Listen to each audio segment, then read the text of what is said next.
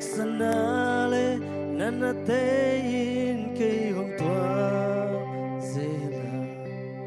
building nelo lamet pe ke kap I kakanao king kiete to pain ho za katao lao ken nang to ko om kom chi Kalamen ngam lo tu pa kasang ding kilom lo tu pa nong sang sa to pa nang tung lung dam si nong piak sa tu pa iza nong in a ding kain ba hiya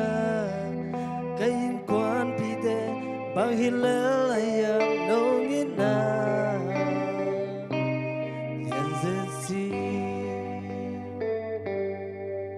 Zoom le pai ha sana ze zoom na de katwa zela lung khamang ba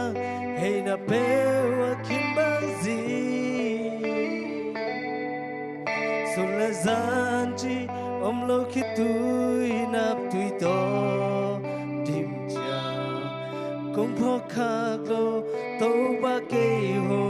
pan pi mo Kalamen ngam lo tu pa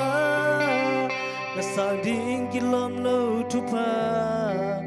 nong sang sak to pa nang tung lung nam si nong piak sa tu pa iza nong in a ding in kain bang hiya kain kwan pi de bang hilelaya nong ina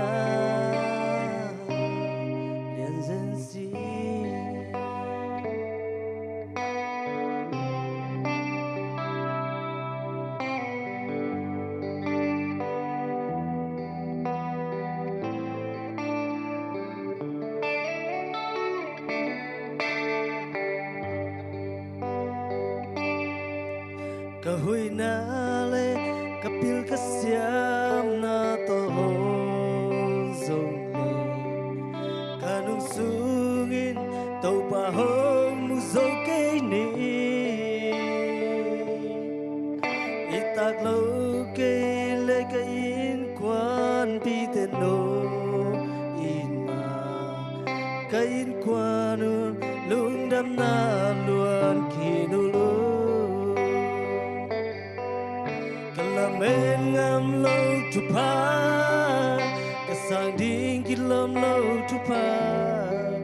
nong sang sa to pa nang tung lung nam si nong piak sa tu pa iza nong in a day